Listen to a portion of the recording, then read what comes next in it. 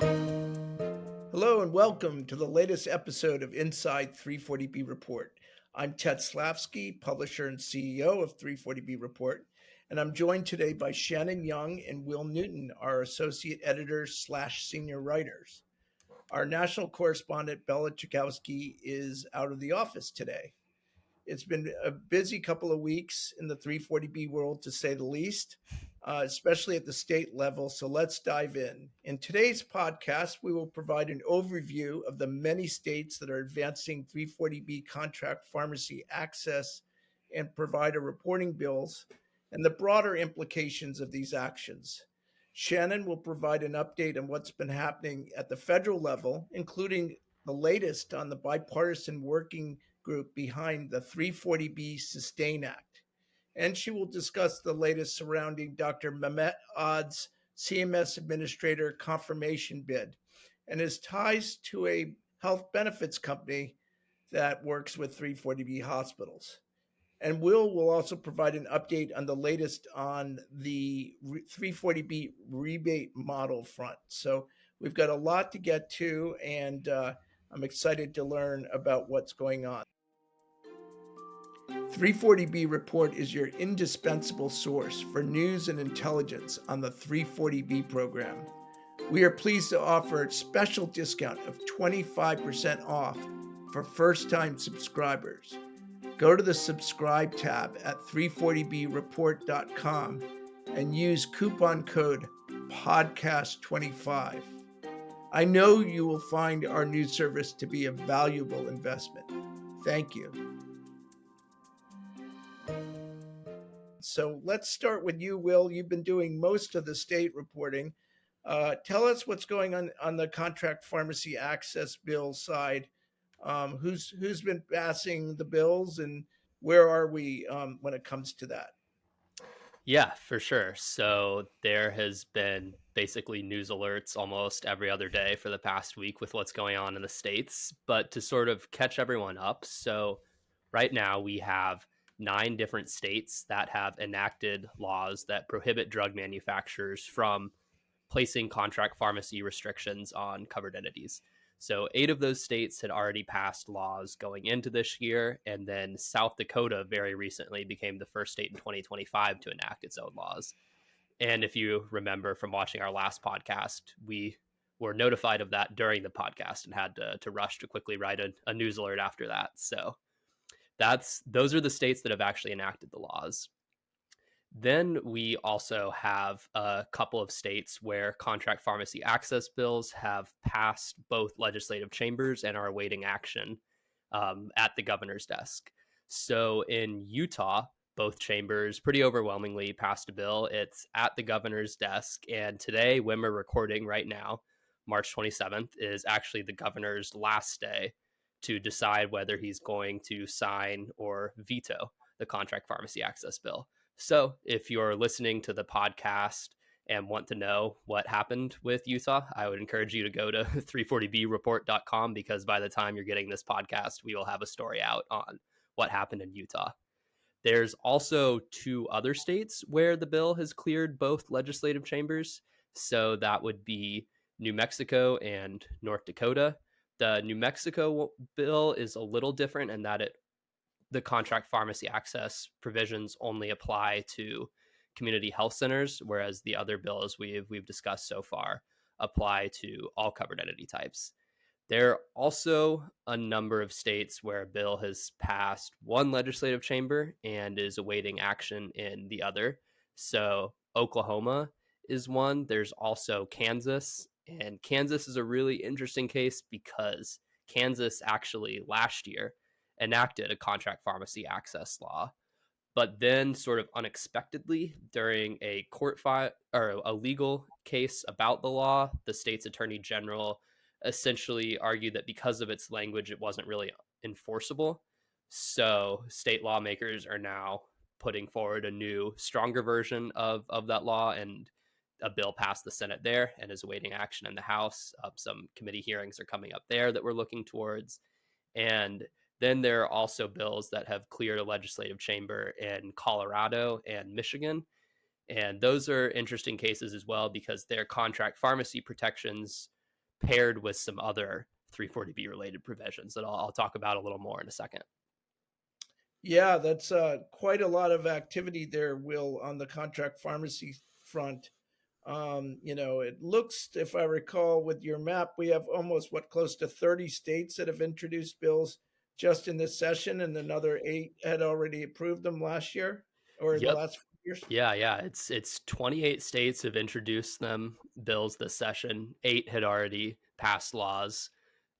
Kansas is double dipping in both. So total right now we have 35 different states that have either introduced or passed a contract pharmacy bill, which is pretty a ton, honestly. Double dipping is as a multiple Yeah. implications in the world of 340B. So Definitely. yeah, I don't know if you meant it that way, of course, but yes, that is funny. Well, interesting. That's a lot of action going on in the state legislative sessions. And as you've mentioned before, Will, a lot of these sessions are occurring right now. Things slow down for the most part in the next couple months. So would you expect decisions to be made within the next few weeks for some of these bills? Yeah, so in a lot of cases, as you said, some legislative sessions are actually already over, many end in the spring and early summer. So as far as state action, if a bill is going to be passed, it's in all likelihood going to happen earlier in the year rather than later. And last year, even when we look at what happened, almost all of the bills that became laws were passed in the early summer. So that's sort of the rough timeline we're working with in most cases. Okay, you mentioned some other bills that have been introduced or that are being combined with the contract pharmacy legislation. I know there's been an effort, particularly the drug industry has been working to get bills introduced and maybe passed related to requiring 340B providers to provide a lot of details about how they're using their savings, but also a lot of other details. Can you hmm tell us more about some of these provider reporting requirement bills and where they stand? Yeah, definitely. So the second most common type of 340B slate legislation we've been seeing are 340B provider reporting bills. So these really vary a ton in terms of which providers they apply to and what they're specifically asking those providers to report. So heading into this year, and we had 3 states that had passed 340B provider reporting laws: Maine, Michigan, and Washington.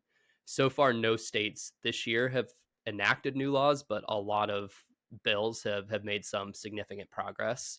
So most notably, we have Idaho, where a bill has cleared both legislative chambers and will soon go to the state governor.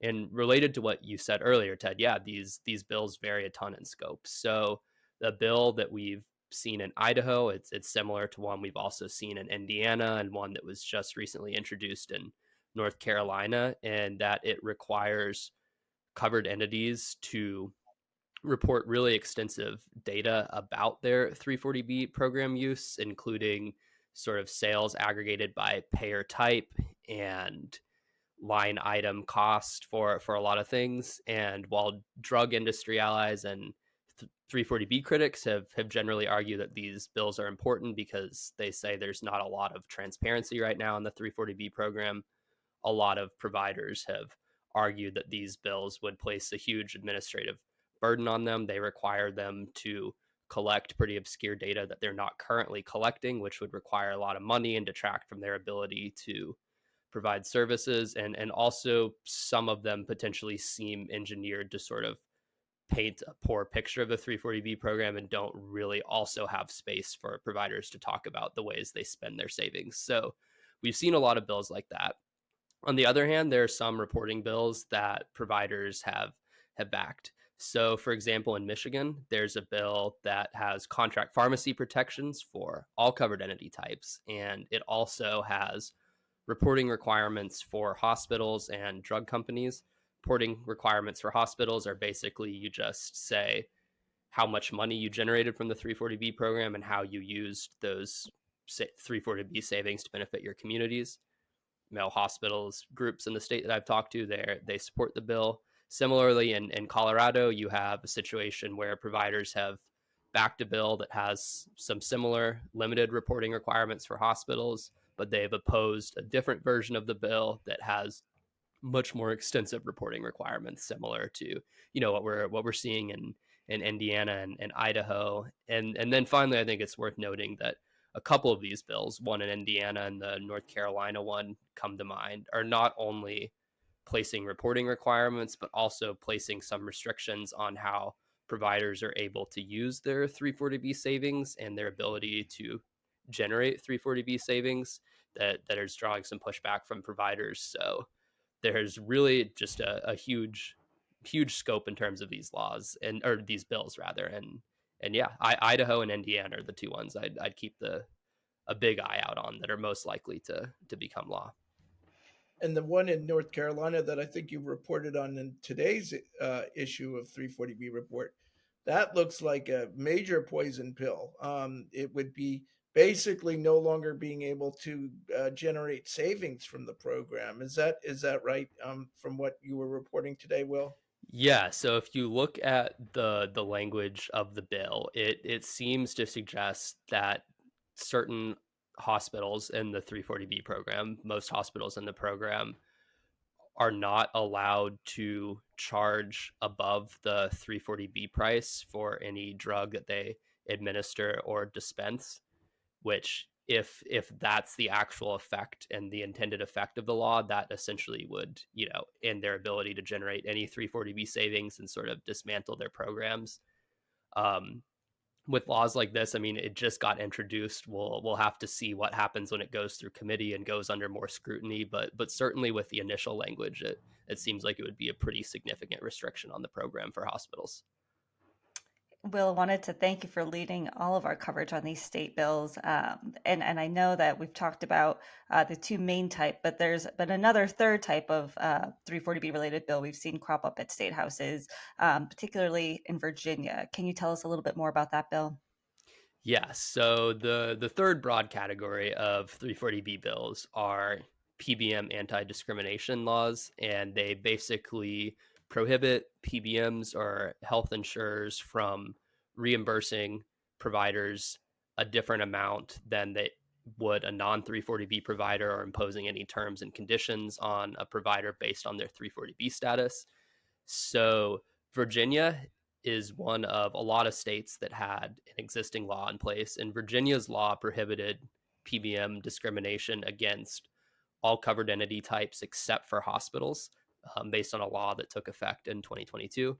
So just this past week, Virginia's governor, Glenn Youngkin, signed into law a bill that unanimously passed both legislative chambers that extended that law. So now all covered entities are protected by this. And it's a notable development in Virginia because, if some of our listeners and readers will recall, last year, Virginia Governor Youngkin received a contract pharmacy access bill that had easily passed both legislative chambers. It would have extended protections to just community health centers, and he ended up vetoing the law, or vetoing the would-be law. So certainly sort of an interesting reversal here, that he approved this 340B bill, but did not do so for last year's. And now we're going to take a break to hear from one of our great sponsors. Compass RX is the premier AI services platform built exclusively for 340B.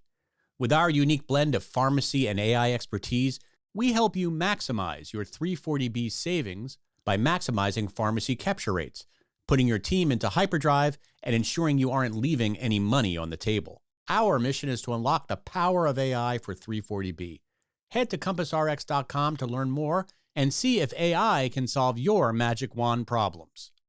As we've seen a surge of activity at the state level, things are starting to heat up in Washington too.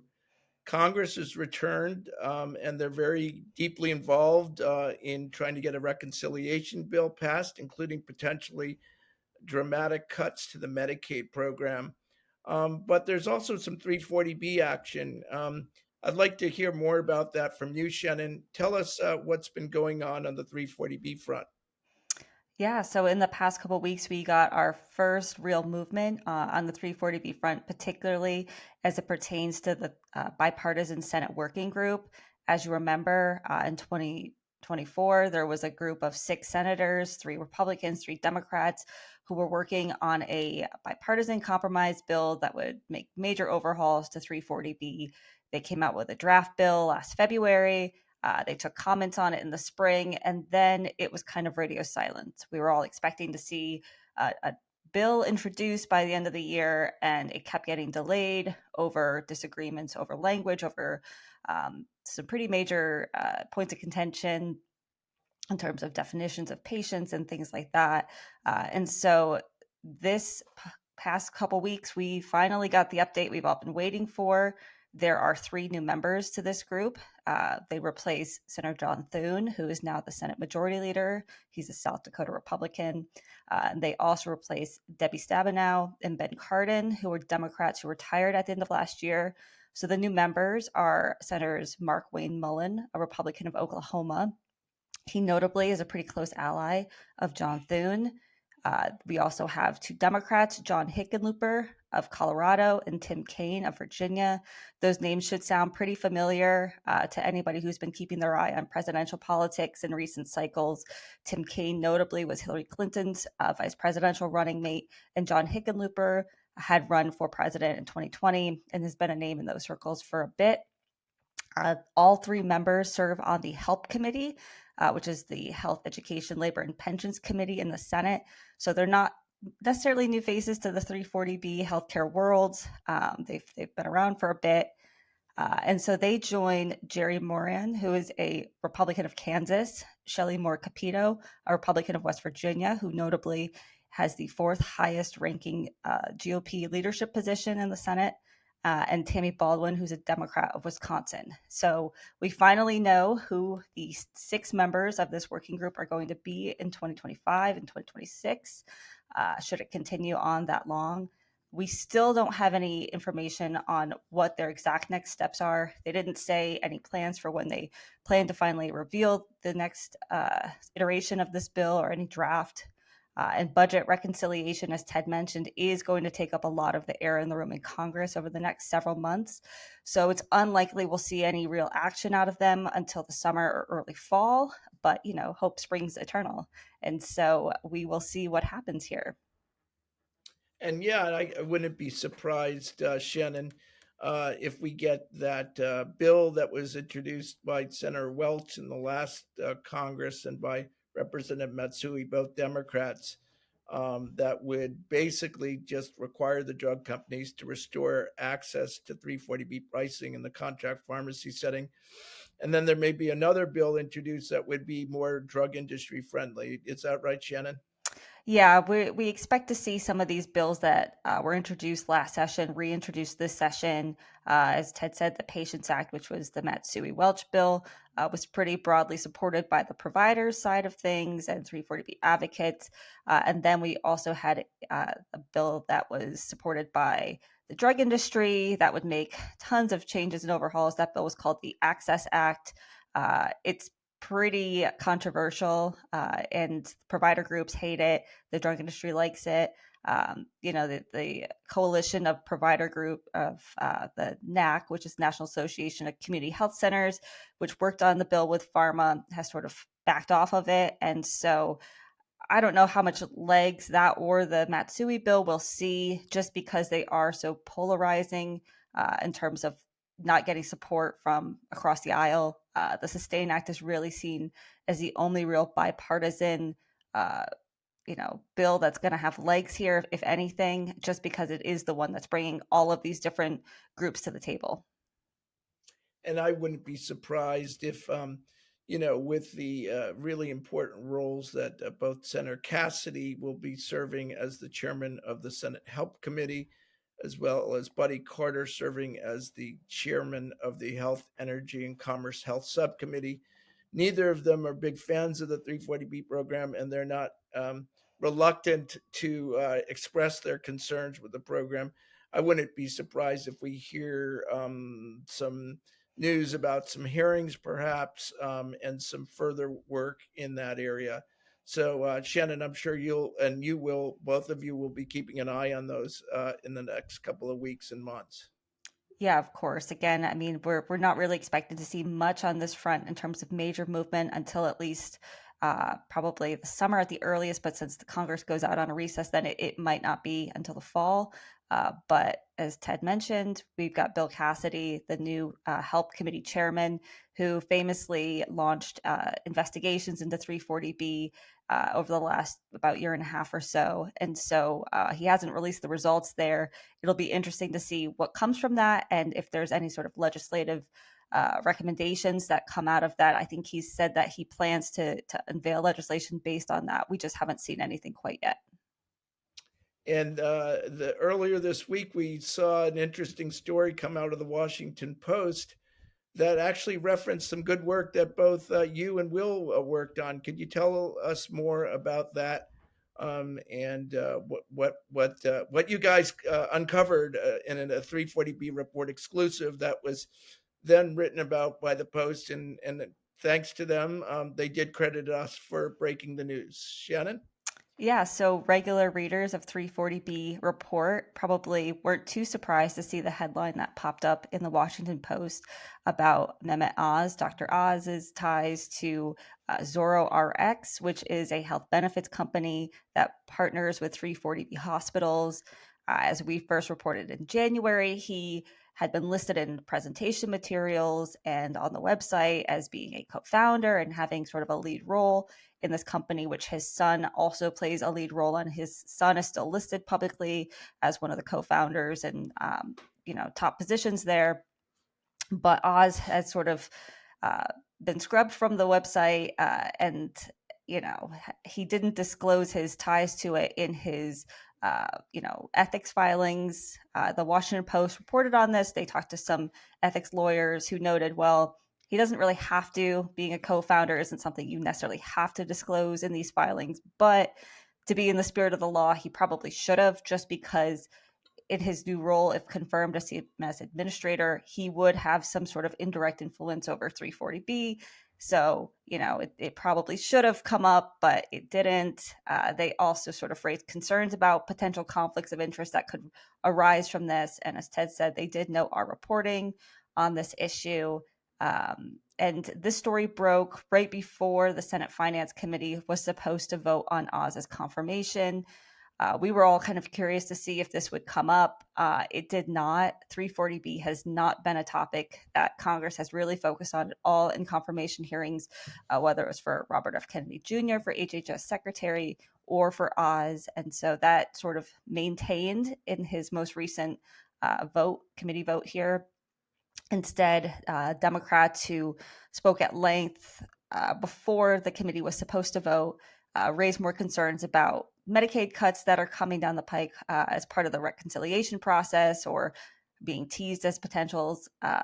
And so they were more concerned about where Oz stands on that issue, more so than anything 340B related.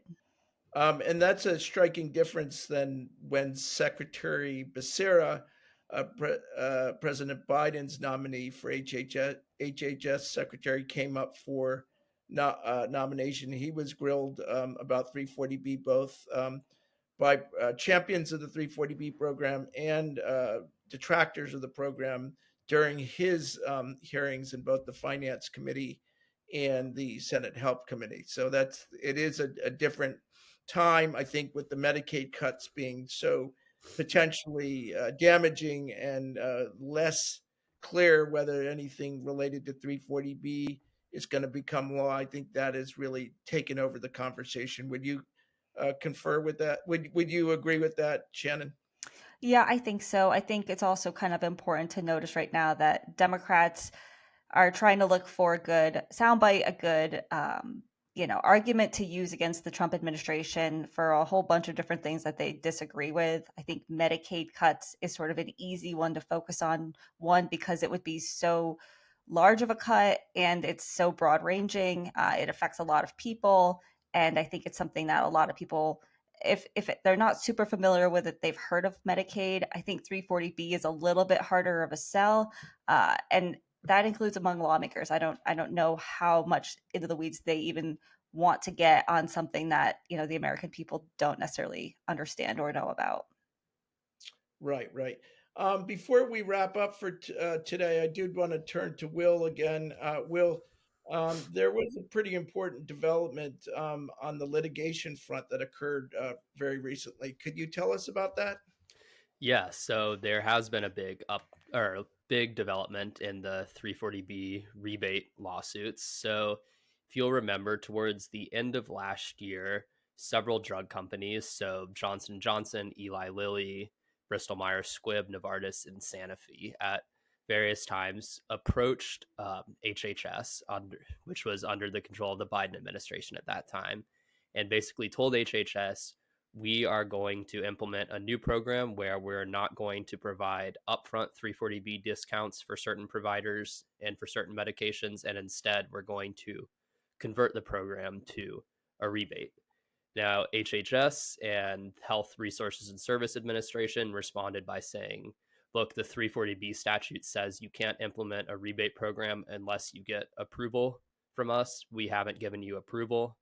Some of the companies said that they were going to go forward anyway, and at that point, that led HRSA to threaten pretty significant sanctions on some of the drug companies, and that also led to a bipartisan letter sent to then Secretary of HHS Becerra, basically urging him to take immediate enforcement action against any drug company that tries to convert the 340B program to a rebate.